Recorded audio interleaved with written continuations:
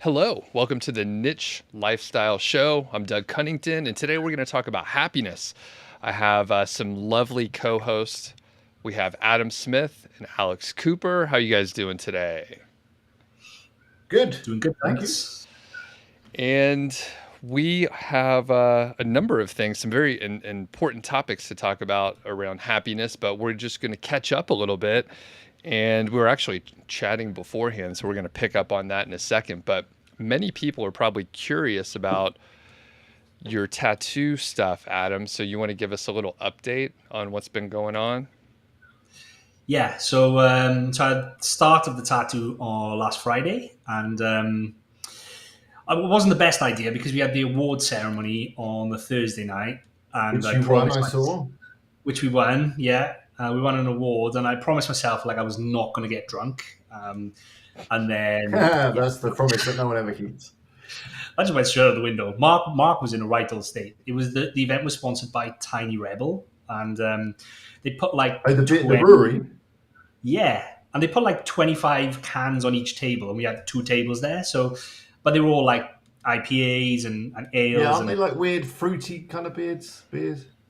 Yeah, they were, and most of the people on the table didn't like them. So Mark was just like opening one, and didn't even have to get out of his seat. So he was in a Oh dear!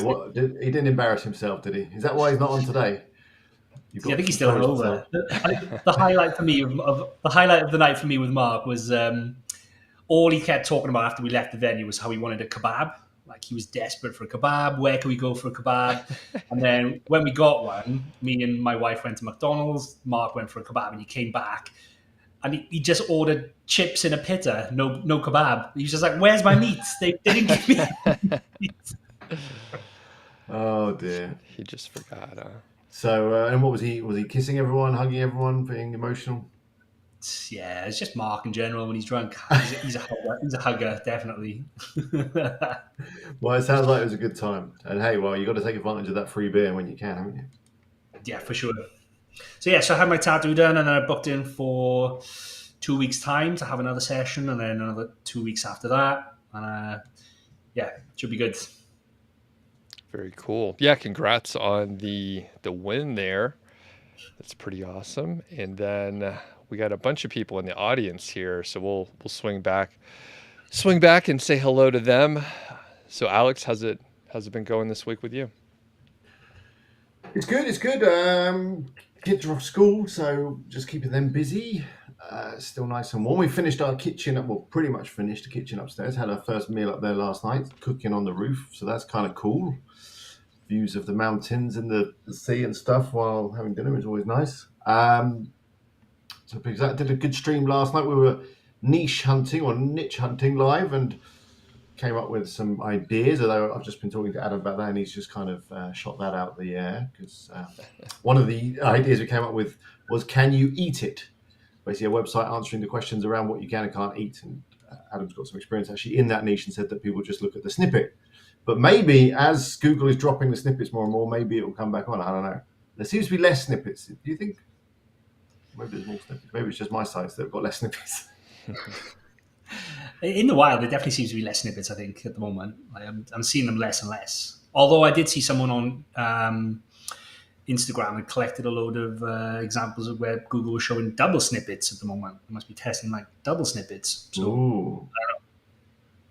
Double Interesting. So yeah, we found some good domain. We were also we were looking at Best Roof Box, and we basically the success of that site was down to the way to, I don't know if there's a technical word for it, but basically because there were so many different cars, you know, the Best Roof Box for an Audi, Best Roof Box for a BMW, etc. It was very easy to create lots and lots of content that ranked really well because it was a lot of long tail searches. So we were looking for niches that could, you know, facilitate that kind of content. Someone said bike racks. So I thought, okay, yeah, that's very similar to roof boxes. Did a quick search, found like, I think it was bestbikeracks.com, literal carbon copy of Best Roof Box, same thing. So obviously followed my tutorial and seemed to be having quite a lot of success with it, to be fair. So that was interesting. And we were just talking just now, I think there's someone copied my popcorn site, which is fine. I mean, it's inevitable, I guess, when you put your case studies public.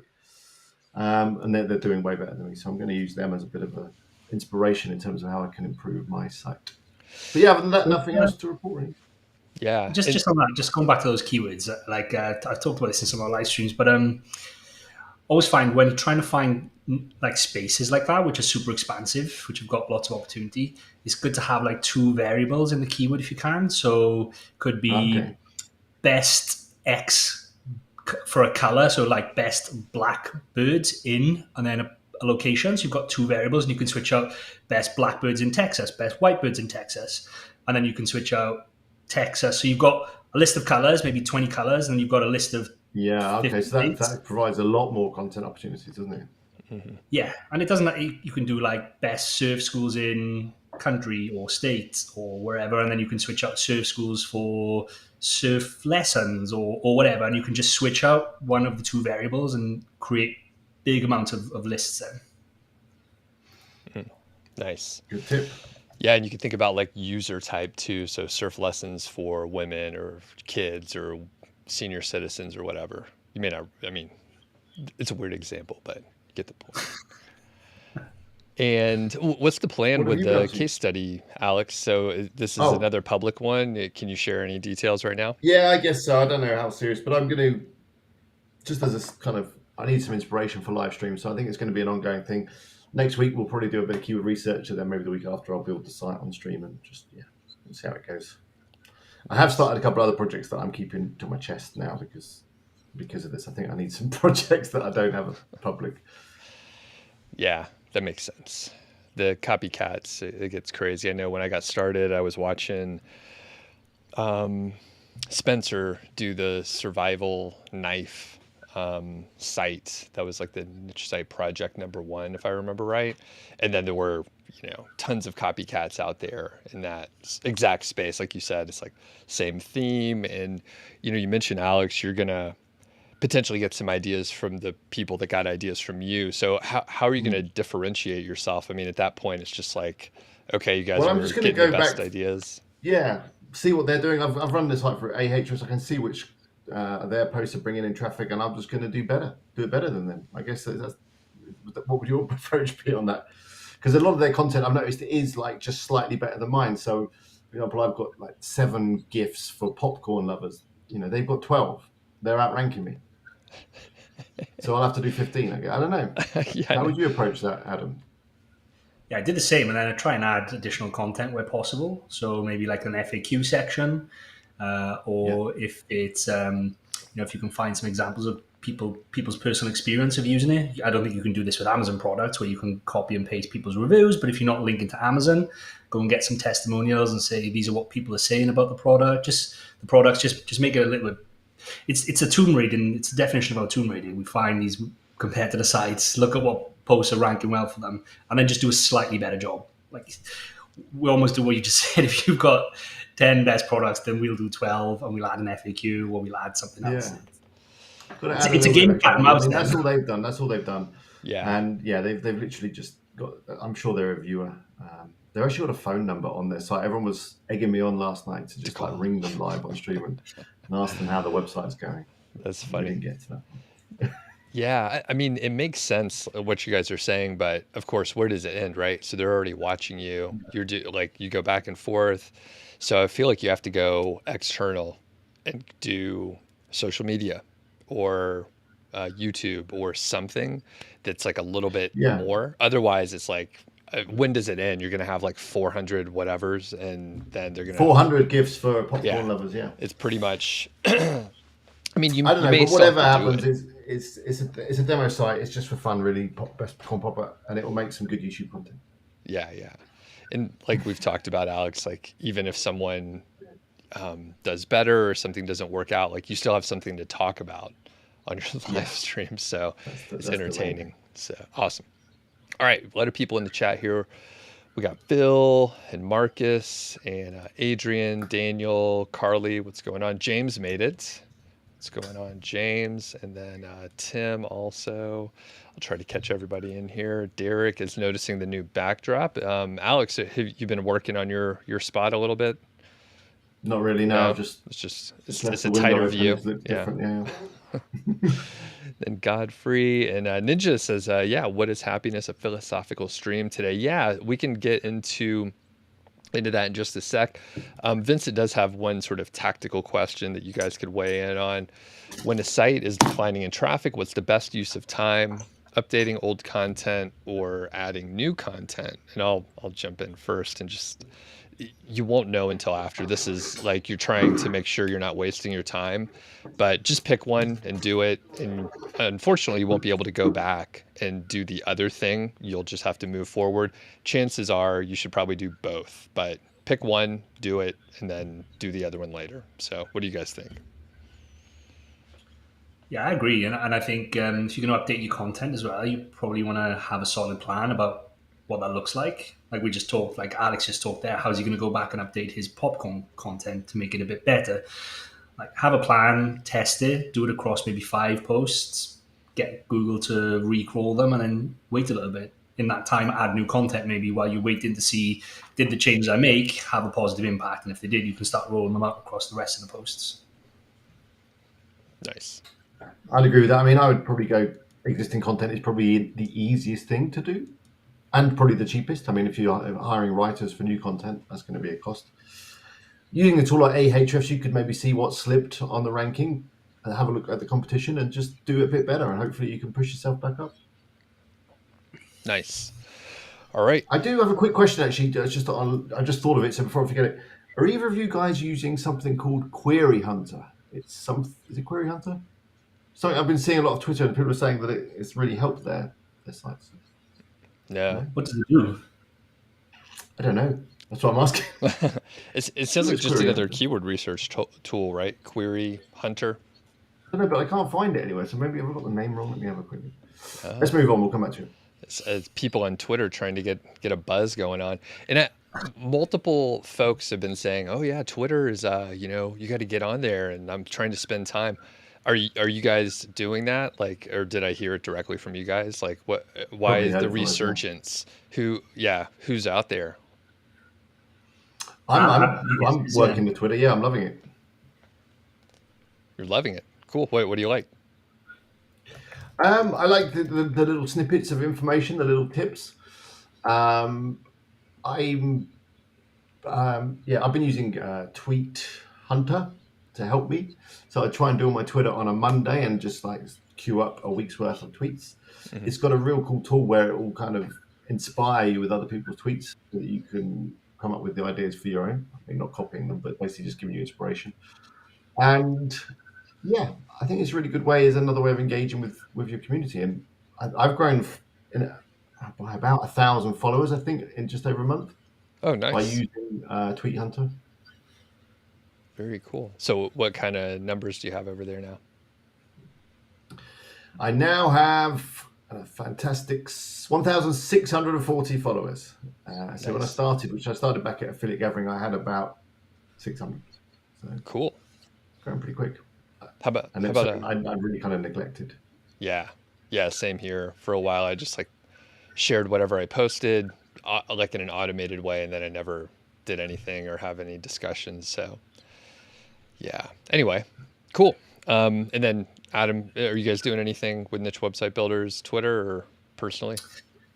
Not personally. I think the team are looking at it. They may have actually launched a handle. I'm not sure. I know we've just got on TikTok and Instagram and that kind of stuff. So I'm assuming Twitter is on the marketing team's radar, but not personally. I used to be on it years ago, and famously got a tweet back from Ellie Goulding when I was going to watch her in concert, and then completely ruined it when she replied saying, "Can't wait to see you there." And then I said, "I'll be the one holding the "Marry Me Ellie" sign," and then just no reply. Just right off. That was the moment I deleted my account. I was like, "Stuff this, no way." Broke your heart. Okay. All right, cool. So let's talk about happiness. And I'm curious, people in the audience, whether you're watching live or later, you could leave a comment. But let us know your thoughts on happiness just generally, if you define it in a certain way or something like that. But the reason why this topic came up was a few weeks ago, and you guys could fill in some of the details here. But a few weeks ago, we were just, I think off topic. We were on a tangent, and I think Adam, you had mentioned something like, I'm not really sure. Like, I'm kind of struggling with a couple different areas. And then even last week, you said something about a midlife crisis, tongue in cheek, but there's always a little truth behind there. And so I was like, I'm into the topic, and I've definitely studied it a little bit. I did a podcast episode a couple months ago on my other show. And yeah, it's kind of interesting when you dig into it. And there's a book that I read. I had forgotten that I actually read it, but I think it's called, I think it's The Happiness Project by Gretchen Rubin. People can fact check me in the chat. But there were a lot of different techniques and ideas that helped her figure out like what she was trying to do. And she was on a big lawyer track, maybe to be like on the Supreme Court, but she like clerked for like big circuit judges and blah, blah, blah. And she got burned out and was like, what am I doing? I'm not happy. And then was on this quest for about a year. And I think each month she picked a thing to sort of look at. So I have a couple sort of broad thoughts, but I'm just curious when you guys think about happiness and how it fits in the context of your day and your life and your family and stuff like that. How do you look at it? And I'll throw it to Adam first here. Yeah, honestly, I've been thinking a lot about this recently, and my mindset has changed I'd say quite dramatically, because like when we spoke about it last time, I said like, I don't know what, it feels like there's something missing in my life. I don't know what makes me happy. I don't really have any hobbies apart from working and things like that. And then like over the last couple of weeks, really, we went away as a family for a long weekend, and then we moved out of our house, which was really stressful. We had to pack everything up and move into a smaller place and stuff. I kind of realized like the thing that was missing was probably me trying to force something. Trying to force like I need something to make me happy, when really like the things that actually make me happy are spending time with my wife and Parker. And I don't know if there might be things, there might be more things in the future that come along which kind of fulfill me, but I think I was putting pressure on myself to find something that I felt like I needed to have a hobby, or it needed to be something outside of just family life. But actually, like the more I thought about it, I'm just really content at the moment. I am actually really happy when I spend time with them. And I don't know if I was searching for something that I didn't actually need to look for right now. I don't know. It's been a bit eye-opening when I kind of came to that realization. I was like always looking for something outside, something external, something to do, something to fill my time. I'm like, yeah, I can do that right here. I love this. Like, I don't know. And that's what makes me happy right now. I don't know if it's just a short-term thing where, in a couple of weeks or a couple of months, I'll be like, oh, actually, I need something else. But for now, I feel really, really happy in myself and in life. And yeah, I don't feel like I need anything at the moment, which is a big change from just like maybe a month or two ago. I think we solved it. We solved the whole thing. Awesome. Simple as that. Yeah. Yeah, cool. I don't know. I don't know if that's the answer to everything, but for me, at least short-term now, I don't know if it's going to last or whatever, but yeah, it's different. It feels a bit different. That's good. Yeah. I don't know. I mean, I think a lot of people link money to happiness, don't they? They think, the more money I get, the happier I'll be. But I don't think that's true either. I think definitely a lack of money, or the lack of any of the basics, will cause unhappiness. If you don't have enough food, water, if you don't have shelter, then yeah, that will cause unhappiness. I also think that if lack of freedom causes unhappiness, which is often what you get when you work a job, you've got other people controlling your life and telling you where to be, what to do, and all that, and that can cause a problem. But I think happiness is a tricky thing. I don't think it's a state, and I'm sure Doug probably knows more about this really, as he's been studying it and into it more. But I don't think it's a permanent state. You can't be happy all the time.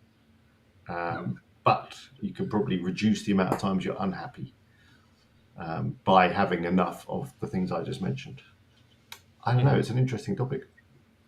I think there's also a difference between happiness, where you say you can't be happy all the time, and what's the word? Like just being content. Like you don't have to be happy and still feel content with what you've got and what you're doing. Just not being unhappy. Yeah. You don't have to be smiley and giggly and happy all the time, but deep down you just feel content, I guess is the right word. Yeah. And I think, part of it, which I think we'll back into, is being challenged and overcoming problems. Like that's really satisfying. So you're probably not happy when you're like frustrated trying to figure out how to do something, but like maybe just moving, right? Delays in the schedule, things aren't packed, like everything takes longer than you expect. But when you finish it, you're like, oh, I really accomplished this. It feels good. But when you're going through it, you wouldn't say you're happy. You're probably frustrated or slightly agitated. But then when you overcome it, it's a good feeling. And a couple comments. Philip says, happiness is our default emotion. Children are happy. It's only as adults that we become unhappy. Tim says, ultimate happiness is the end game goal. A cabin in the woods, far from everywhere, a couple hounds, an old C10. Is that a truck? C10. A library of books and enough craft beer and coffee and bourbon to sink a battleship. That sounds pretty good. Yeah. Yeah, but I think that kind of relates back to maybe some of the stuff that we were talking about before, where you see your happiness as a future thing, that you're working every day towards this future where you're going to be happy, and you're kind of sacrificing now for that potential future happiness. Whereas in theory, you should be. It's all about the ride, right? The journey. The journey is more important than the destination, isn't it? Yeah. So and I think people get lost in that. They're looking at this future where in 20 years' time I'm going to be free. I'm going to have a cabin in the woods and be happy. But you're sacrificing probably the best part of your life to get there, maybe. Yeah. I'm really guilty of that. And the thing you've got to think about, I saw something the other day, was like, think back 5 years or 10 years ago. Like, what was that place of happiness then? And chances are, if you've worked towards it, like, you're probably past that place where 10 years ago you thought, if I only get to that point in my life, I'm going to be so happy. Like, I think back to like 10 years ago, I'm way past that point that I had in my head where I thought, if I just do this, if I make X, if I have Y, then I'm going to be happy. But I'm there, you think about the future. Oh well, all I need to do now is get to the next bit, and I'm going to be happy. But when you get there, there's going to be another bit. Yeah, life is made of that, and I think that's just instilled in you from a very early age. If you go to school, you do well, and if you go to university, do this, you get the job and do this, then you'll end up with. And it's just kind of told you that these are all the little kind of steps you've got to take. And when you get to that step, then you'll definitely be happy. But then there's always the next step, isn't there? And the next step, and it's. It just reminds me of swimming lessons when I was very young and with my mother, and she'd say, "Come swim to me," and you're swimming, but she's slowly walking backwards, and you just like never get out. Yeah. I read a book recently called The Psychology of Money, like really interesting book. But one of the lessons in that was about that, like never having enough, or when you get to the next level, there's always someone who has more than you. And I can't remember who it was. There was some guy in the book, and he started with nothing. Like he dreamt of becoming a millionaire, and he became a millionaire through his business. And then through that, then he's like, well, I want to have a chain of these businesses, and I want to be like 10 million or whatever. And then he got to that point, and then he's like, well, there's people out there now with hundreds of millions. Like, why can't I be one of those? And he couldn't get there through his businesses. And then he ended up doing something like dodgy. I can't remember what it was. I read it like on holiday before.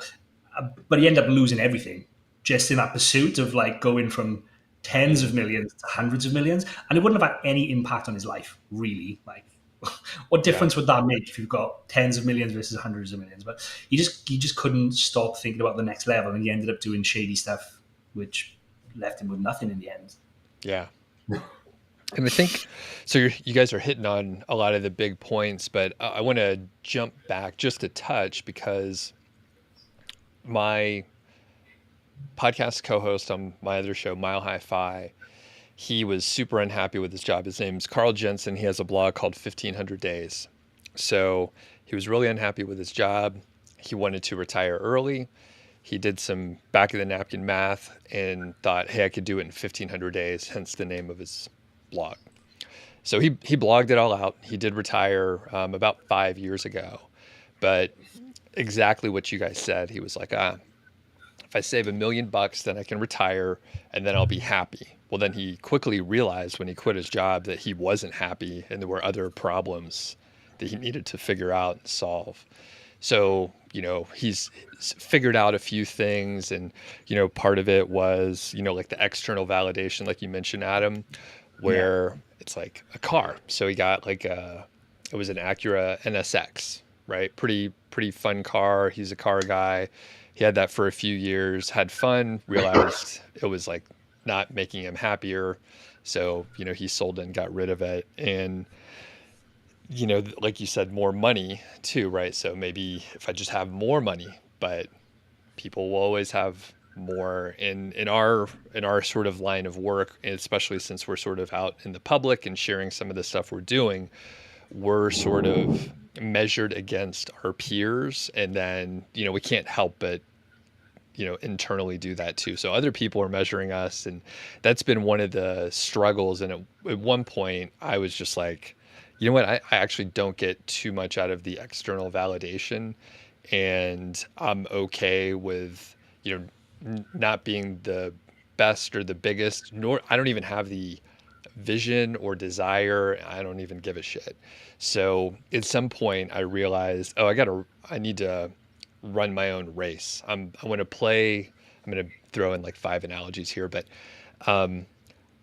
I needed to design a game that I was playing. I shouldn't play another game on YouTube where I'm like, okay, I'm going to do the algorithm and I'm just going to grow and grow and grow. I was like, I'm doing my thing, and if it fits in kind of, I could use the platforms, I'll do it. But I don't want to compete in a game where I don't set the rules. And then it changed everything. I was like, oh, I'm not measuring against anything else aside from what I'm doing, which doesn't have anything to do with, money or the cars or house or any kind of external thing. So then I was like, it's just like free time, which is why most of the time when I hop on, I'm like, I was going to do this thing, but I'm not specifically lazy. I'm just like, I could do something that's more fun, and I'll probably pick that most of the time. Not always, but most of the time. Any thoughts on that kind of stuff? Yeah, I mean, especially on YouTube, you can get tied up with comparing yourself to everyone else's. Especially now, our space seems to have grown. I mean, when we first started talking, there was only a few of us doing this YouTube stuff. Now there's a lot of channels that are very similar to what we do. They're all making videos with ODYS. They're all sharing income reports. They're all friends with Zoic, and we could all compare ourselves with them. And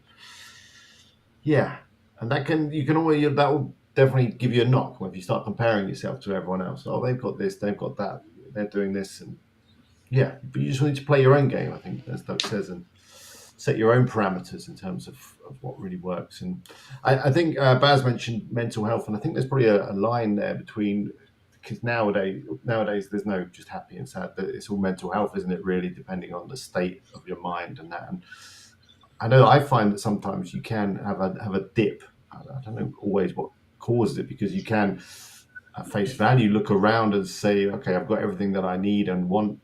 Why am I still feeling bad? I don't know.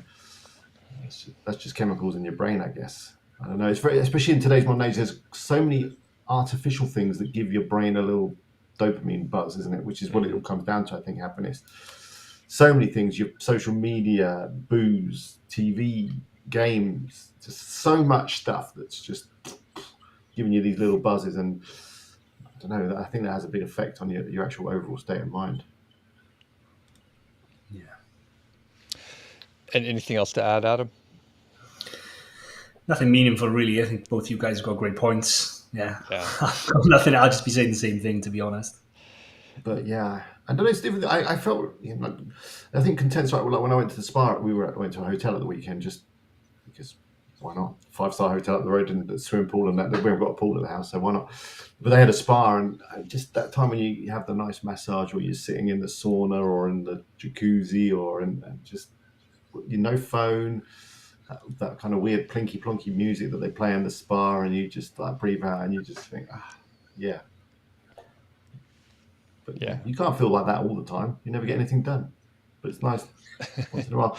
But then also, as you say, completing things, it gives you a huge kick. I know it's often hard to start these things, whatever it is, the task is, the project is, however big or small. But when you do finish something, like if it just for me, if I manage to get a video done and uploaded and published, that gives you a huge buzz. And for the rest of that day, I will generally feel happier just because I've managed to put something out and achieve something that day. Yeah. One thing which you mentioned there, I think, which is interesting, you mentioned about not having your phone, and I found that made a massive difference of being able to switch off. I'm becoming more guilty of doing it again in the evenings, but we went through the stage where in the evenings we just leave our phone outside of the living room, like we just leave both our phones there, put mine on do not disturb, and I wouldn't care. Like I wouldn't. If emails came through, then I'd deal with them the next day. I wasn't looking at Facebook every 10 minutes. I wasn't refreshing, and you just become more present. You enjoy people's company more. If you're watching something on the TV, you actually engage with it and you watch it rather than like being preoccupied. Oh, I wonder what that email was, or my phone. Even if your phone's up, so I used to think I was doing that. My phone would be upside down, like next to me, so I couldn't see the screen. But then it would buzz, and I'd be like, "Oh shit." I wouldn't turn it over, but then and that would just affect your state of mind straight away. And email especially is one of the worst for this. You're having a nice evening and you think, okay, I'll just check my email quickly. Something comes in that will then just throw you off. Especially if you've got clients, which I know you have, Adam, or just something will come in and it will just can mess up your evening. Like I remember the bank in the UK just keep asking me questions. There's some new legislation that's coming in the UK where they just want to know absolutely everything. And with our businesses, that's particularly fun to explain to them. So what do you do? Oh, I do YouTube and videos. Okay, we saw you got a big chunk of money last year. What's that from? Well, I sold a website. Okay, what was that website for a client? No, it wasn't for a client. It was one of mine. But if I'd have looked at my phone and get this message from the bank, oh, we need to speak to you, that would just ruin my evening. That one thing. So just by putting it aside and dealing with it on your term, I think, I'm just going to look at it Monday morning or in the morning, and the rest of the day, no one's going to interrupt what I'm doing or change my train of thought by making a request or a demand on me. Yeah. The some great comments out there. I'm going to jump back in a minute and read some of them out, but one sort of related item to the email, especially, which I'm guilty of. I do better and worse occasionally, but it's like if I know I'm not going to do anything with the email that night, I'll never check it. And then I won't check it until I come down to my desk because I'm like, I'm going to go on a walk or something. Am I going to do anything? Am I going to solve the problem? Anything, then it's just going to bother you. Yeah. Yeah, so it's very rare that it's a good idea to check. And I try, my wife, she'll check like, I just want to look on Sunday night. I'm like, well, if you're not going to do anything until tomorrow, then you're just going to ruin your evening, basically. Yeah. So just because then you're thinking about all the stuff I've got to do tomorrow. Yeah, so it's really, it's tough. It is really tough. And then one other side note, kind of chase the cat around the kitchen. So I can throw him out because he's meowing. And I can hear that meowing. This could be fun. Let's watch this. 2 seconds. All right. So, one kind of specific, little tactical thing that totally makes sense, in hindsight, and I'm curious if you've done this, Alex. But basically, it's not adding a positive, getting a new. I'm trying to look around, getting a new pen. If I'm there's this great pen out there that's $60, I'm going to get a new pen and then that's going to make me happy, right? Buying material things to make you happy usually doesn't work too much. However, if you can remove a negative, that usually does help. So for example, if I need a new laptop because it takes me a long time to render a video because it's an old processor with not enough memory, that's kind of a negative thing. And if I can get a new computer that removes the negative, that'll help. Another more practical thing is if there's a coffee table in the floor and you always walk by and stub your toe, that's a negative. And if you could just move that out of the way, that'll probably make you happier. So getting rid of negatives is usually more helpful than adding positive. So do you guys have any examples of that, or have you heard that kind of idea before? Yeah. And I think we've all been guilty. I think I've hopefully grown out of it a little bit, but I was always one for, if I wanted to perk myself up, just, buy something. give you that little hit of buying something, and then Yeah. ultimately the buzz would come from buying it, and then the actual product would generally be a disappointment. I don't know why you just have these expectations that this new Parker pen or whatever, this is going to make me feel so much better. Then you just, it's a pen, and I'm now $100 down or whatever. I don't know. Ask Adam. He's got a flash car. Does it make you happy every day? Well, it does make me happy when I drive it, but I only drive it on the weekends. Really. I don't leave the house during the week, which is crap. Yep. Yeah. But when you look at it out there on the driveway, you think, I'm sure. I get the enjoyment from the car from actually driving it, but when I take it out on the weekends, like I drive it like I stole it. To be fair, like I drive it like you should drive a car like that. You've got those roads, I guess, that are in Wales that you can that are good for driving on. Are they not too much traffic? You got going through the mountains, past the lakes, and all that. Yeah, like you're on top gear. Mm-hmm. Yeah. Whereas where I used to live, you just drive out your driveway, then you'd just be in traffic and just crawling along at 10 mile an hour, and your engine would be burbling away, but you wouldn't be able to open it up anyway. Yeah. And I think like there's certainly value. I'm not a car guy, but there's certain things that like, you should treat as a priority. So I know I was kind of shitting on like buying material things, but I have guitars, right? I enjoy guitars. You like cars, like people have their thing, and it's like, yeah, spend money on that. But maybe if I don't care about cars that much, I have like a 16-year-old truck, and that's fine. So like pick the thing you want to spend the money on. So I've started buying definitely. Like I don't drink really, I don't smoke or do any, like we've just talked about, I don't really have any hobbies where I spend money on. And I buy my clothes typically from I've just started buying them from Shein. Have you guys heard of that site? It's like, it's like, I don't know, it's like Alibaba or AliExpress for clothing. Like this t-shirt is from Shein right now. It's like literally like £4. Like you can get like 50 items for 100 quid. Like it's ridiculously cheap. I don't care about the brands on my clothes or anything like that. But yeah, the car I do like. I guess that you consider that as a hobby, maybe. Driving my car. Yeah, if you're into driving and you can drive, then that's fine. Definitely, if that's the reason you got the car, then that's perfect. I think a lot of people do it again just to kind of show off wealth, I guess, and just as a status symbol, don't they? They're not really that into cars, but they just know that it will turn some heads. And same with like big jewelry and all that kind of stuff. Yeah.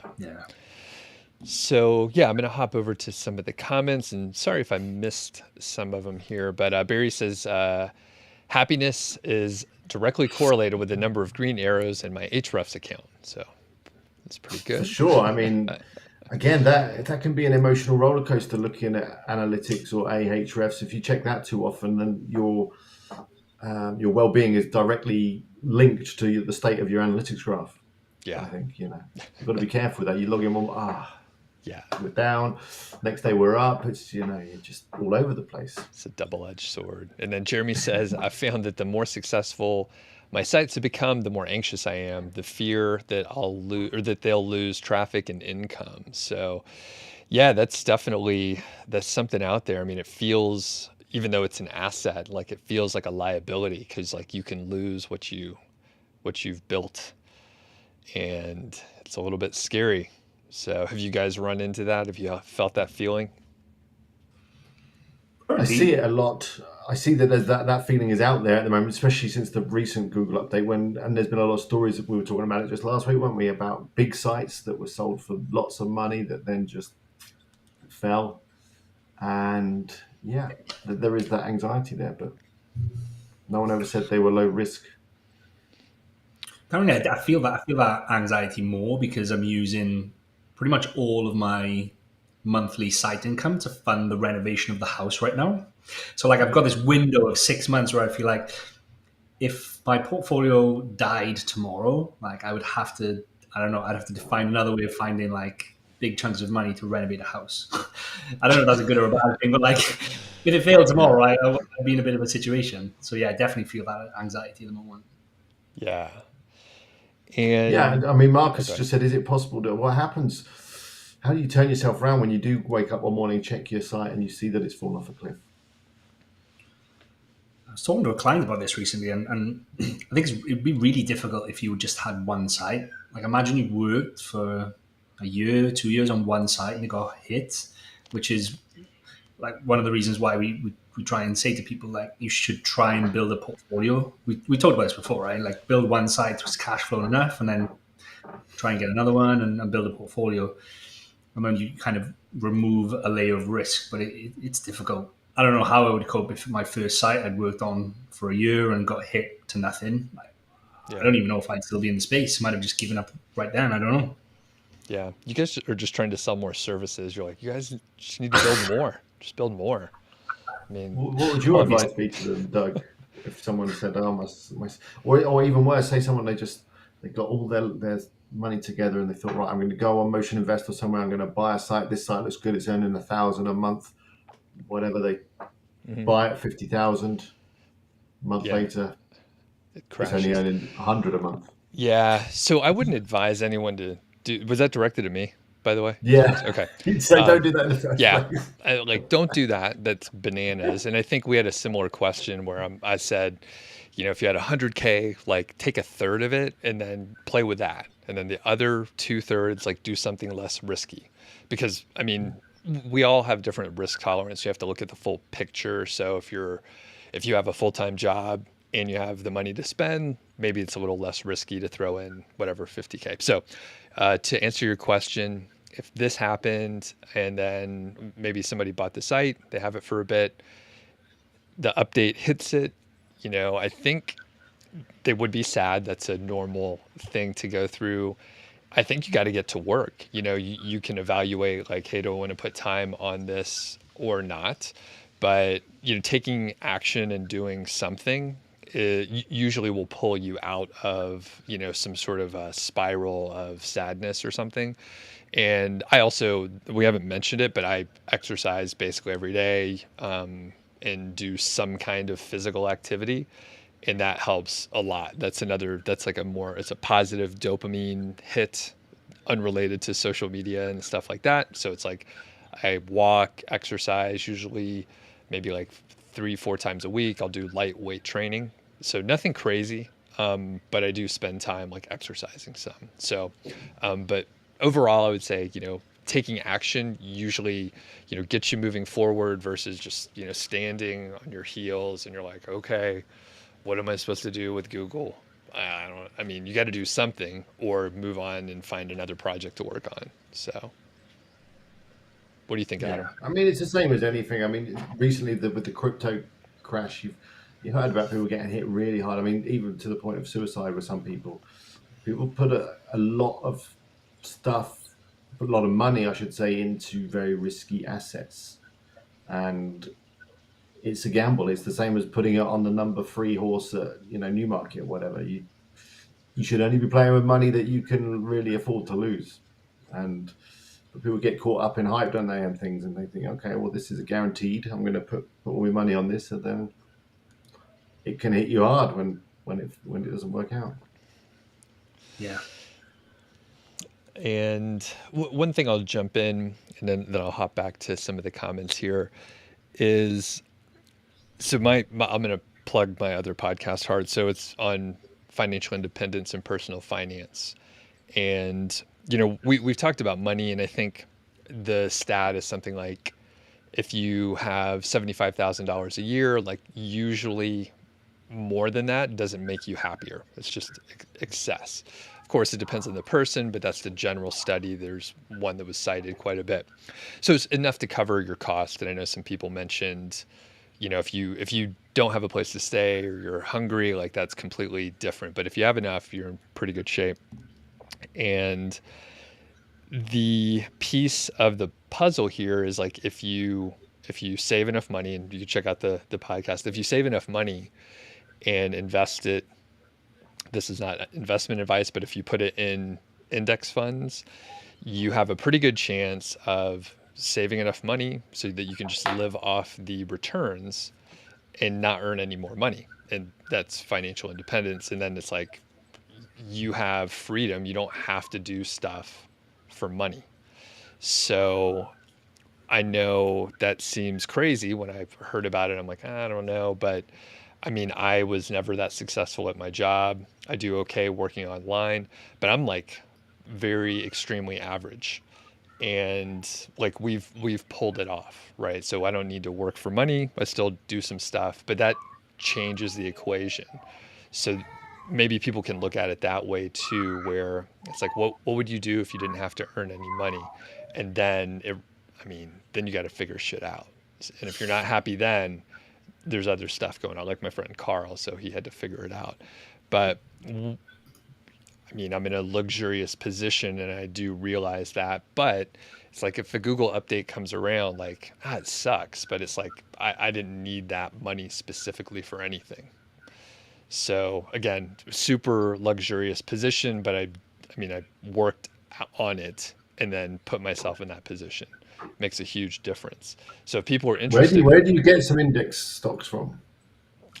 in Or the, index funds? yeah, you know what? Is it? Yeah, I go to Vanguard. There's a comparable UK version, and actually I have a podcast network. One of the other guys, he's out of the UK and he's retired too. His name's Alan Donegan. But anyway, you can get it's a broad base index fund. It's the equivalent of the Vanguard Total Index fund. So basically, you don't pick stocks; you just get all of them. And it's super hard to pick stocks. You can't time it right. Like there's been studies on it. People will tell you, hey, I can pick it, but if you look, it's something like, I don't know, say 10% of financial advisors, or it's like 2%, I can't remember, but a very small percentage of financial advisors can even beat the index. So you're better off just buying the index fund. You're not trying to hit a home run. You're just, putting it in. And I could back into all the details, but basically, if you save enough money, then you could do whatever the fuck you want. So, Doug, is it still true that you can live on like 4%? You can take out 4% without ever touching the capital on average. Like, is that still the rule of fire? yeah, and some people, I mean, depending on who you talk to, they'll say you could probably do like 5.5, and then other people will tell you like 3. So, I mean, there's some leeway, and of course, right now the market's down, so you wouldn't want to draw down when the price is down. But we're in a recession, and it'll swing back in a little while. But yeah, the 4% rule. So, quick rule of thumb is if let's say your expenses are $40,000 a year, you would need 25x, which is the reciprocal of the 4% rule. So 25 times 40 is $1 million. If you, say you want to go on more vacations and you have a bigger family or something, it's 80K. So you save $2 million, which, I mean, obviously that's a lot of money, but again, like an idiot like me can save enough money. So you should be able to do it, especially if you're never young. 2 million then, right? You live just on the interest. You really supposed to never touch that 2 million. So you've got that then to pass down or do whatever you want with, right? Technically, at the tail end, you might draw down, but it depends on the stock market performance until your death, basically. So if you're looking at like a 40-year time horizon, the last 5 years, you may dip down into the under 2 million, but you still got whatever, 1.5 million in there or something. But the other piece to throw in there, right? So that's the straight math if you earn no money, but you're ambitious people, right? So you potentially could figure out how to earn, I don't know, $40,000 a year on the side for like a fun project or something. And then it completely changes the math, right? So if you have 40K coming in and you want to spend 150K, then you only got to cover the delta there. So if you get a part-time job or your spouse gets a part-time job and just makes a little bit, like that'll cover a lot of your expenses. So, and not that moneyness makes you happy, but if you don't have to worry about that piece, and a lot of people are trying to do this because they don't like their job. If you could remove the shitty boss and the job and the commute, and then you could like work on a cool project that, you want it to be successful. It doesn't have to be. Then it's like, oh, you could try some stuff you want to do. Like one of the guys I know, he retired. I think he chilled for a little while, traveled. And then he was like, I want to produce an album. So he like worked for like a year and a half to make a record. So he just like treated it like a job, and he spent 8 hours a day on it and all that stuff. So anyway, that was a long monologue. Any thoughts on that? Am I crazy?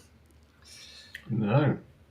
No, I'm working towards that 4% rule, where you've got a number in your mind and you need to get to that level where technically you don't have to work again. Yeah. I just wanted to make sure I was still on the right track. I hope you're going to say yes, because I've been building my whole plan around this 4% number. So yeah, So totally. yeah, sounds good. So you use Vanguard for your funds, do you? Yeah, I do. Yeah. Well, okay, yeah, I know there's a number of financial people that you use, but so at the moment, I guess they're not performing too well. no, they're not. I mean, it's down right now. But the thing is, I've been, I just recorded a show yesterday. So we started tracking our net worth in 2014, mid 2014. And the total net worth, it's up like 3.4x, so 340%. So, Wow. I mean, it's just through the index fund. Obviously, I mean, it's been a fantastic bull market for the past, 8 years or something like that. Couple levels, but I mean, the thing is, I don't care about a 1 or 2 year period. I'm looking at like 40 years. So like I've mentioned this on like how you view your websites too, especially for new people. It's like, don't worry about 6 months. Who cares? What about 5 years? Like then you can make some interesting decisions. So yeah, market's down right now, but I'm just continuing to buy because with dollar cost averaging, again, not financial advice, but with dollar cost averaging, I'm buying the shares now and they're 25% less than what they were 6 months ago, basically. with an index fund, do you get to take out the dividends every year? Is that where the 4% comes from, or does the 4% come from like appreciation of the stock price going up? Because you would struggle right now to take out 4% for maybe the next 2 or 3 years, right? Like, how would you live if that was your only income? Yeah, But I guess they send you a dividend check, do they, every year or every quarter? Or yeah. So, couple things. Number one, typically you just reinvest the dividend fund, so that's where the compound interest comes in. So, through the years, you're reinvesting. Then, when you want to draw money out, you can do it however you want. You can just like draw the dividend out, depending on the fund. Like the Vanguard, it's a pretty low dividend. I mean, it's made for like the long-term investing and low cost. So you could get the dividend, but I think it's like 1.5 or 2%. So you could sell a little bit. So you can get the dividend, not reinvest it, sell a little bit on a quarterly basis or whatever. So to your point, Alex, like it could be quarterly or monthly or whenever they're paying out the dividends, and then you could choose if you want to get the payout, if you want to sell it. And then Adam, I could tell that you've studied this some. So what you're talking about is a sequence of returns. So if someone retired at the beginning of this year, that'd be kind of a crappy time on paper, because again, right now the stocks are down. So if they withdrew X amount, which previously would have been 4% of their nest egg, now it's a greater percentage if you keep the dollar amount the same. So you have a choice to make. You can maybe cut your expenses, maybe don't take that extra trip, maybe cut your expenses down. Technically, the 4% rule should take care of it, but when you put the timeline out, if we're in a recession for like 2 years, that could be like, $500,000 at the end. So if you, instead of, taking out the full 4% that you would have taken, you can get a part-time job or cut your expenses and kind of keep it a little bit lower. And it's a sequence of returns. So if people want to research, the sequence of returns is very important. And if you retire on an up market, then it makes a huge difference compared to a down market. So I was just going to say, we should all be looking to retire and do this then when the market's going up, or right at the bottom of the if you can time it right. Yeah. Well, and then the other thing, like you wouldn't think this, but I actually started working in a similar time, like the market was down, returns were crappy. And I think I was like, why am I even investing? Like I'm not even earning much money. So I like cut down what I was investing. So if you're starting your career in this down market, it's a perfect time to just like max out your retirement accounts. You're getting it at a low price. Historically, the stock market goes back up for, as long as it's been around, it's continued to go back up. So, all right, I better get back into the chat here, but I could talk for hours and hours on this stuff. All right. Boz says, don't compare yourself to anyone else. Compare yourself to yourself in the past, which is smart. And Dehyder says, happiness is a choice. It's an inside job rather than outside circumstances, except for the extreme lack of necessities. And then only interior. Oh, this is a good one. So only interior design says, how long did it take all of you to enjoy freedom of earning from home or anywhere in the world? And are you happy with putting the efforts in years ago? So I'll go first since I'm talking. For me, it was about 2 years. About 2 years before I was making like replacement full-time income from what I left. And I got laid off, so I never actually had to make a decision to quit. It just kind of worked out timing wise. But yeah, about 2 years. What about you guys? Yeah, well, I kind of quit my job we talked about this before, with no real income. I sold a website and I had a chunk of money, but I didn't really have any income coming in. And then I don't know how long it took me after that point to get to kind of what I was making in the job previously. If I had to guess, like I had a head start. It was pretty quick because I bought another website with some of that money. So like I didn't start from scratch. So it was pretty quick to actually buy the job replacement income. It would have obviously taken me longer if I didn't have that money that I'd sold the website for. But I think that was also part of the success, is that I worked a job and I built a website and worked crazy hours for almost a year to get to that point. So like, I don't know, you can kind of see that two ways really, probably like a year if you had to count what I did while I was working full time to get to that point. Yeah. I guess, am I happy with the journey that I've gone on from there? I think that was the other part of the question. Then yeah, like when you look back, we've talked about how like potentially at this point in our lives, especially me, like you wonder, are you happy? Like, is there anything else? But when you do look back and think, where were you at that point and what did success look like? I was speaking to my wife not so long ago, and I said to her, like, back then, if they'd offered me, I don't know, if I'd said I was going to quit and they said, well, here's a 20 grand pay rise or whatever, I would have been so tempted to stay and be like, oh my God, this is the best thing ever. Like, why would I want to do that? And then fast forward, these years, and I think that, yeah, what opportunity cost would I have lost for that? But it's just a different mindset. So yeah, I've got to be happy with where I am currently. Yeah. Yeah. I think it takes a long time to actually stop and start enjoying life, doesn't it? You get that work mentality that just is put into you. And, when I started doing my own thing, I never do nothing to do with this. When I started doing the Wi-Fi, then I had the agency, and there was a lot of work in that. A lot of early mornings, a lot of driving, a lot of crawling around in ceilings. That was the Wi-Fi more than anything else. A lot of going to London, a lot of client meetings, late nights. It was good fun. Definitely had some good times for sure. And yeah, but always on that journey, I was always, again, looking forward, thinking, well, if I just get to this point, then that will be the answer. And it never was. And yeah, it's only really recently, maybe the last year or so, that I've really started to stop and try and enjoy stuff more. Because you can just stress yourself out. You can always stress yourself out. I did it even with the YouTube stuff. Like if I, for whatever reason, didn't get a video up on a certain day, I just like beat myself up over it. And then that makes you feel unhappy. Yeah. And now it's just like, okay, I didn't do it. I didn't get it done today. Maybe I'll get it done tomorrow. Or I'll try and get it done tomorrow. And if I don't, then there's always the next day. It's still maybe a little bit different for me versus you two guys as well, because I still feel like I've got an actual job, like we service clients, and we've got a team of like 150 people that we have to pay every month and make enough revenue to pay and things like that. Like, I guess there's different pressures, right?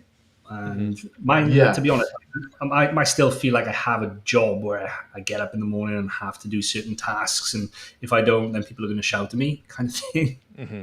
Yeah, I think you actually hit the nail on the head there. One big change for me was I got rid of that. I got rid of clients because I had clients for a long time. Even when I was doing YouTube, I kind of had these legacy clients, people that just wanted to carry on working with me. I don't know, hey. But it got to the point where I actually just stopped and said, I can't help you anymore. I'm sorry, I can't. I'm not doing this anymore. In terms of like hosting and stuff like that, I just said, here's Phil. He'll look after you. Go see him. Website design, I'm not doing that anymore. Website maintenance, I'm sorry, I can't help you anymore. And just, I didn't leave them in the lurch. I recommended people and got them to the right, because that was having a big effect on my well-being clients, because they're just basically like a boss, and they'll ring you, they email you, and they can really just ruin a day. And that was a big thing. Being able to earn money without clients is great. No staff, no clients. I mean, I have my VAs and writers, but they're not like staff. They're generally fine. So yeah, the stress of having a company like yours, Adam, would be enough to make my life not great. That's why I have to keep dyeing my beard, because it keeps going grey all the time. Grey with stress. I love it. Man. You kind of have clients, don't you, Doug, with your training? They're clients in a way, customers. They are, it's a different relationship that works for me, because I don't like to work with clients. But the other thing is, I don't have as big of I'm not trying to sell as many courses as maybe some of the other competitors that I have, or peers. I mean, I don't even view them as competitors. People that buy courses buy multiple courses is what you end up realizing. So because I don't market super hard, and it's a fairly expensive course, like I end up with people who really want to work with me, and I raised my price to a certain point, so the students are very good to work with. But generally there's no major issues. And the other thing, like to your point, Alex, like if there's someone that's difficult to work with, or here's a classic thing, I bet you guys see this too. People will ask like a million questions before buying, and those are the worst people. And sometimes I could tell by the questions that they're asking through experience that they're going to be terrible to work with, and I will dissuade them from purchasing. Or there have been times where people ask, they were too demanding, and it wasn't going to work for me, so I was just like, take a refund, like I'm not going to work with you, I'm sorry, this is just not going to work out. That's so satisfying and empowering. And that's the same with clients, just firing clients and having clients and being able that. I mean, when you start out in business, you think every client's equal. You do some work for you say, okay, I'll build you a website. Remember back in the day, I'll build your website, and you say, okay, it's going to be £1,000, which is obviously really cheap anyway. Yeah. And they'd go, oh, can't you do it for like 500? And you'd be like, okay, yeah, I'll do it for 500. And then you just know then that they're just going to want blood, sweat, and tears from you every single day. And yeah, you're not going to enjoy it. You're going to end up hating them, and it's just a bad experience for everyone. And just get to a point where you're in business where you're saying, it's 10,000 for the website, and they go, oh, can't you do it for 8? And you go, no, it's 10. In fact, now you ask for a discount, it's 12. Yeah, that's so true. And it just gives you so much power. But then the next step is when you get to a point where you don't have clients. And like, again, talking to the bank earlier, she said, so who are your clients? I said, I don't have clients, I don't like clients. She just laughed, like, what a ridiculous thing to say. No one says that. Marcus says this, and by the way, if I missed a question from someone here, you could type it in again. I got behind there. So Marcus says, do you guys think outsourcing stuff can affect well-being, less pressure on yourself? I'm often thinking no one else can do my job as good as I do. Perfectionism isn't always good. Yeah, perfectionism is pretty terrible. As a non-perfectionist, I can really come out strong on that one. Perfectionism is just always going to stress you out, isn't it? Yeah. Always going to stress you out. Oh, and I forgot one of the other main points, which I'll come to. You guys good on time? We're going a little long here. Good. We're all right. Okay. So it can help to outsource. It will take some pressure off, but you need to let go and know that little bad things are going to happen. Tim Ferriss talks about it in the 4 Hour Work Week. So if you can trust people to make some decisions, knowing that a couple little things are going to go wrong, especially early on, if you just let go, then yes, you will be less stressed out. You might be surprised that no offense, Marcus, we're all very good at what we're doing, but you may be surprised that other people are smarter than you think, and whatever you're doing, you're probably not doing as good as you think you will. I mean, I've talked to so many people and they're like, I'm the only one that can do the on-page optimization. And I'm like, come on, dude. Like, that is not true. You could train someone. You think you can't teach someone, but we're really not that special. No one's really that good. Yeah. And in fact, probably a lot of people can do it better than you. It may be harder to find and all that stuff, but yeah, if you just let go, and it turns out, I mean, good enough is usually good enough, and you could just move on. But I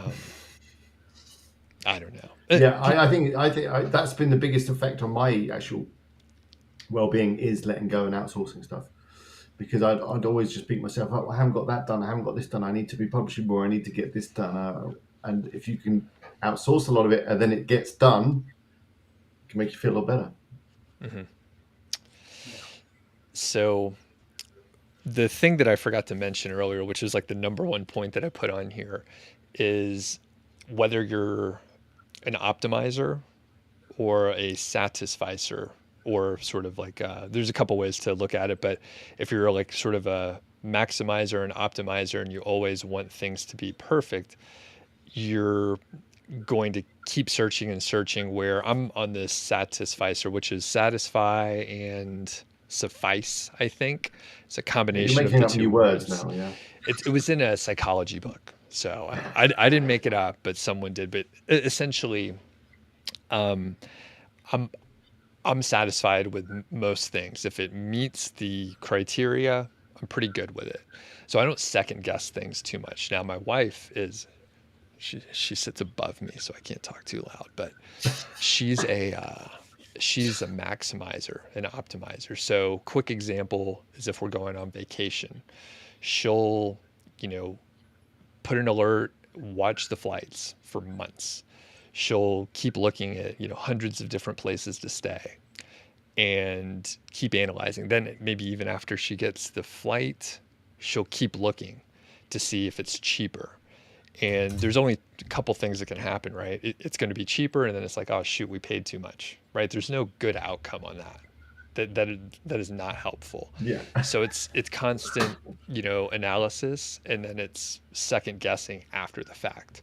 And I don't do that. So I'll like, hey, we're going to plan a trip, and I'll like check. I may check look and analyze the flights a little bit, but I'm not setting up alerts. I'm not spending too much time. I'm like, all right, I'm just going to book it.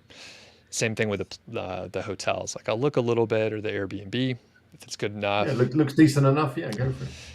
And then I just don't. I'm like, it's good enough, pretty good location. So do you guys feel like you're optimizers and maximizers, or do you just, are you satisfied if someone's like, hey, this is what we're doing? So Adam, what do you think?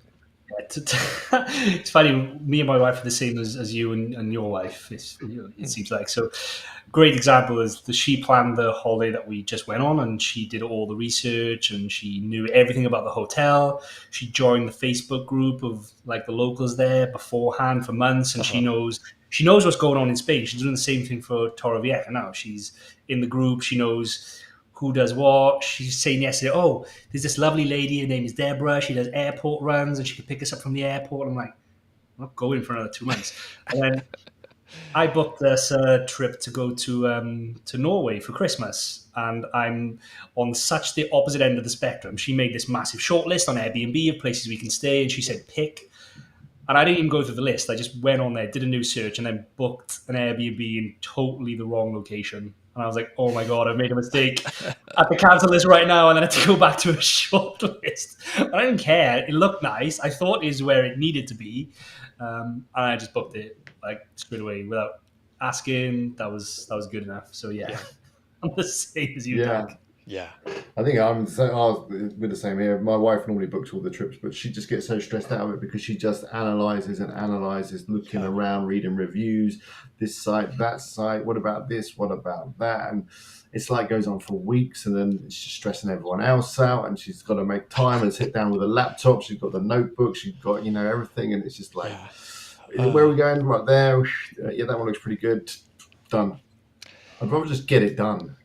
Right.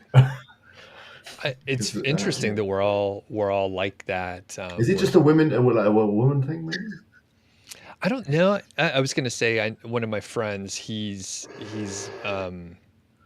more on the optimization side too, and I run into this, especially with like the ultra productivity kind of people, where they're like, I hate to be inefficient, so they're like trying to remove all the waste in whatever it is they're doing, and it's like, like you're wasting time, like you're taking up too much brain power. You could have been doing something else for just the incremental gain on insignificant things. So, but yeah, I think that's one of the big things. And I don't care about most stuff too much, so it's like, we just move forward. It's only going to stress you out, isn't it? No. Just going back to Mark's point is like I still look at it now and again. I can't believe we still got access to it. So we had a client going back almost 2 years ago now, and hesitant to take them on to start with because they were clearly an expert in the niche that they wanted to go into. And we explained up front that we could write the beginner level content, and we weren't experts. And we did like 2 rounds of content, and it clearly wasn't a good fit because it went back, and he's like, well, what about X, Y, Z? And we're like, only an expert would know that kind of content. Like, we're just not a good fit. But we still have access to Google Analytics because we asked for access up front to measure our performance and stuff. And I still look at this site every now and again, and I go and I have a look at the site, and the guy was like a perfectionist, clearly couldn't outsource the content. It was never going to be good enough. And the site's got like 40 pieces of content in the last 2 years, and traffic is very, very stagnant. There's very little growth. And I just think, are you doing something wrong, or is it because you just can't get the momentum going because everything has to be perfect before you publish, and that's why you've only published 20 pieces of content every year because it has to be right and perfect and written by an expert. And I don't know, I use that as my thing. I'm like, that's not success if that's how you're trying to grow your site in my eyes. Yeah, I think there's definitely a fine balance between quantity and quality, isn't there? I think the content needs to be of good quality for sure, and there's definitely a baseline of quality, and that's going to depend on your niche and your competition and everything like that. And you need to get above that. But then there's quality, and then there's perfectionism, isn't there? Which is the thing that's even higher. That in fact, nothing is probably perfect, apart from maybe an orchid or some part of nature. But in general, when humans are involved, it's never going to be 100% perfect. Yeah. All right. So I think I got through a lot of the comments here. And do you guys have any other sort of broad thoughts as we're wrapping up here? Very, very good discussion. What would be the one thing that springs to mind if someone said, "What makes you truly happy?" Or even just content? What would it be? Would it be a thing, a activity, or just what springs to mind when someone asks you that? And if I may, can we change the question, Alex, just slightly to what's a perfect day look like? And then each of us could talk about that. And I asked that on the other podcast, Mile High Fi, usually if we're interviewing. So yeah, a perfect day, or let's say couple set of days, because there's some activities that I like to do that take all day and you can't do anything else. So one of those would be go on a long hike, say like 12 miles up in the mountains, no cell phone signal. Maybe I go by myself. Maybe I go with a friend or two for some, on-trail discussion. So that's really fun, physically challenging, and, perhaps a social aspect as well. So that's pretty fun. The other is, almost my sort of normal day. So go walk Georgie, couple miles in the morning. So I'm outside, I see the mountains in the distance. Maybe I do something a little productive, and that might be record a podcast. Maybe it's an interview. maybe writing a blog post or something like that, and potentially doing a YouTube video. Although you all probably realize I'm basically just doing like interviews. I occasionally do one, but they I don't get as much out of them, I guess. So I'm not doing as many just straight up YouTube videos. And then some kind of physical activity. So that would be go to the gym, something like that. And then I love cooking, so I would probably like, prepare some good food. So maybe it's like a steak. I enjoy steak and maybe some veggies. So pretty straightforward, and maybe have a beer.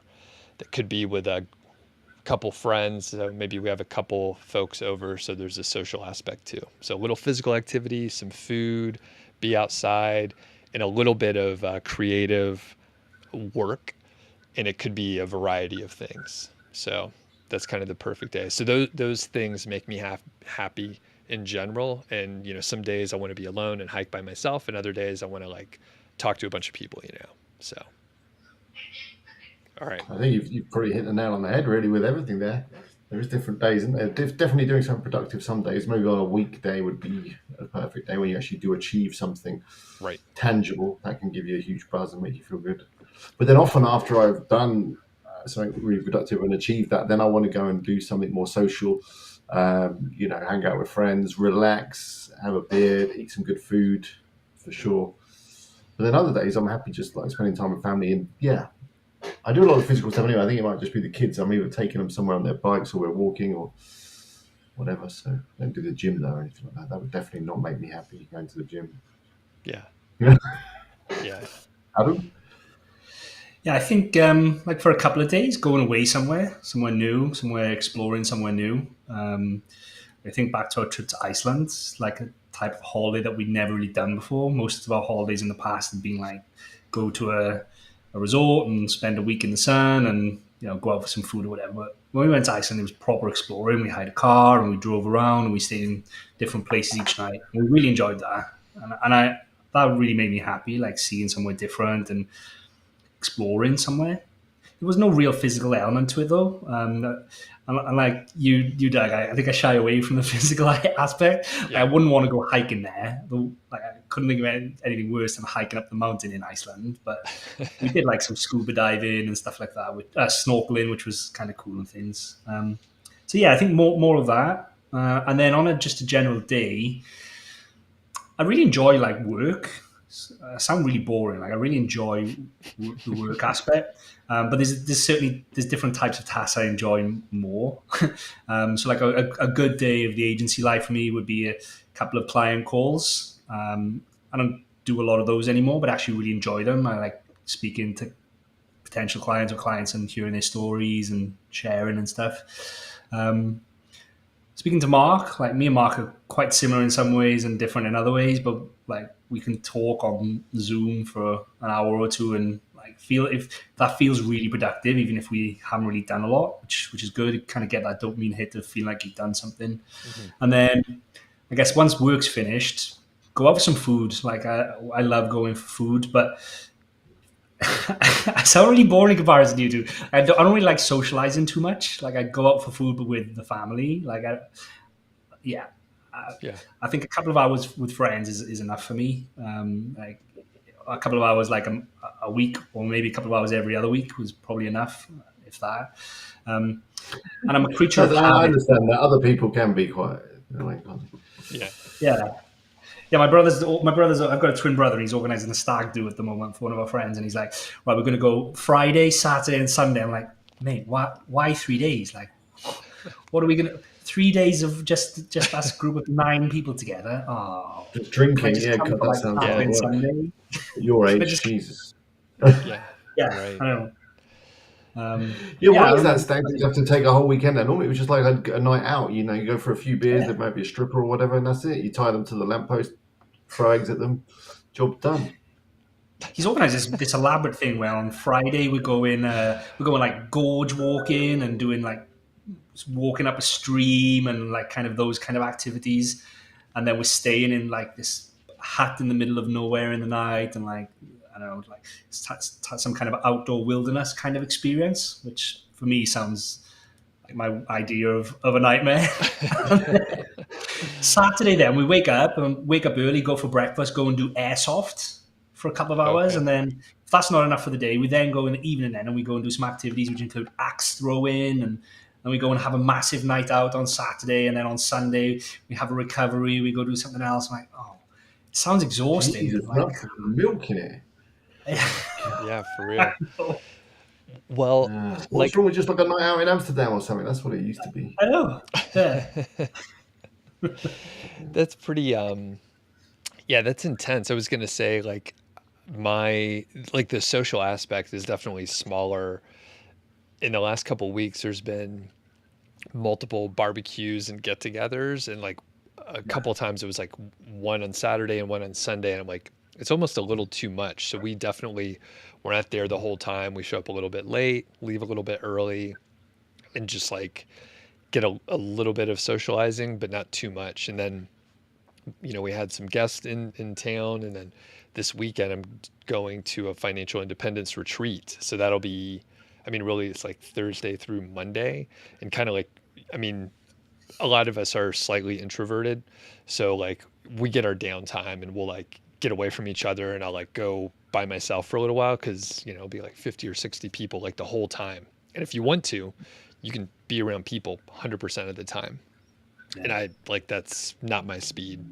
I need to get away and do my stuff. And part of the activities, like we record live there, so there'll be like 50 or 60 people. We do a full show, but one thing I get to do is set up all my camera gear and the mics, and no one can bother me or talk to me while I'm doing that, because it looks like I'm working. So that's like a perfect, it takes me like an hour or so, and just everyone leaves me alone. It's a perfect thing to just get away.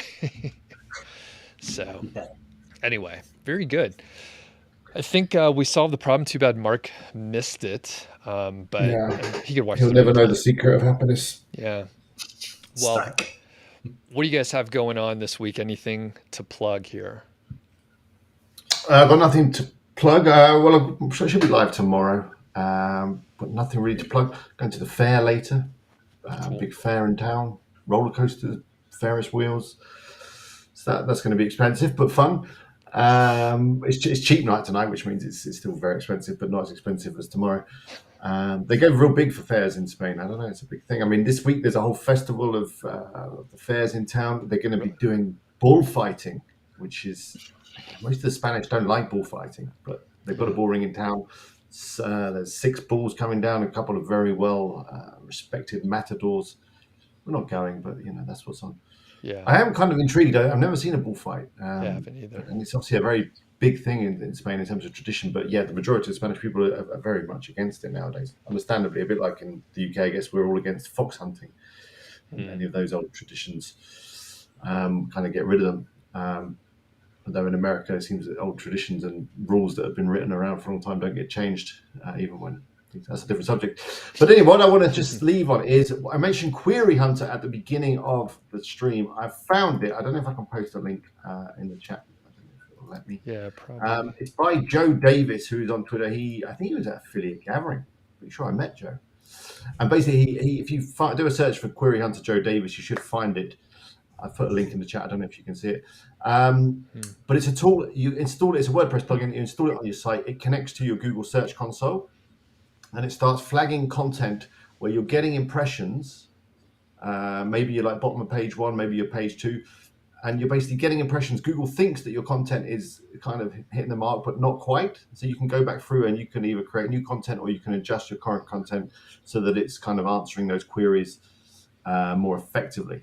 So you can see opportunities where you're kind of getting impressions, but maybe you're not quite answering the question or the query right, and you can then make adjustments on that. So it looks really cool. It's a free plugin, although I think he's accepting donations if you want to donate towards it.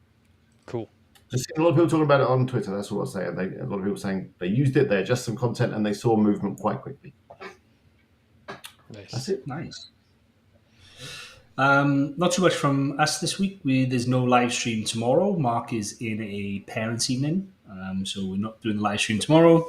We did do one yesterday. Today. Oh, today. What's tomorrow then? What has he got tomorrow? He's got excuses all week. I don't know. No, he's got parents' evening tonight, and then in the calendar for tomorrow, he's just got Mark off. So I'm not 100% sure what he's doing. It's going to be a particularly heavy parents' evening then, I guess. Going out for drinks with them afterwards, or what? And we did a live stream yesterday, which was really good. So we did domain teardowns of 2 of our domains that we have, aged domains. We also had a guest on, a lady called Margaret, who kind of catfished us a little bit. She told us one of her sites beforehand is like, oh, I want to come on, and I'm happy to share my sites, and this is one of my sites. And it was like a new site, maybe had 40 pieces of content.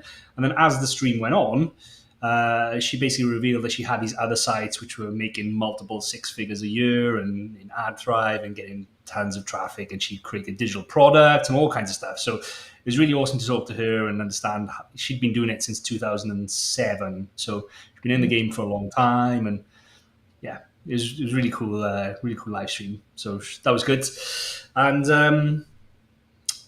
that's it really. We're back next Tuesday for another Age Domain live stream, and we've got another guest. I can't remember who it is, but nothing more for this week. Cool.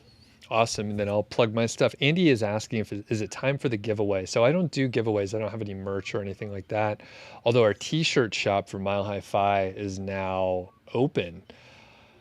Although my co-host Carl, he's the one working on it and stuff. And he was like, they're out of t-shirt, or like some kind of t-shirt. I'm like, man, it took us. Okay, whatever. But yeah, we don't do giveaways. I don't have any kind of thing. Just do gimmicks, like being And then I have, check out the podcast, Doug Show and Mile High Fi. The big thing, though, is next week my course multi-profit site is opening for enrollment. So I only open it a couple times a year or so. So if you're interested, you can check it out. You can make sure you're on the email list, which there's a link in the description. And if you are on the email list, you'll get the notification when it opens up, and it'll just be open from the 11th to the 15th, 14th, whatever the Friday is. Yeah, so Monday through Friday next week is when you can enroll, and make sure you're on the email list. And you have to send Alex. Oh yeah, and Robin says I need to send Alex a shirt. Yeah, soon I'll do that once I chase down the shirts. So perfect. Awesome. Can't wait.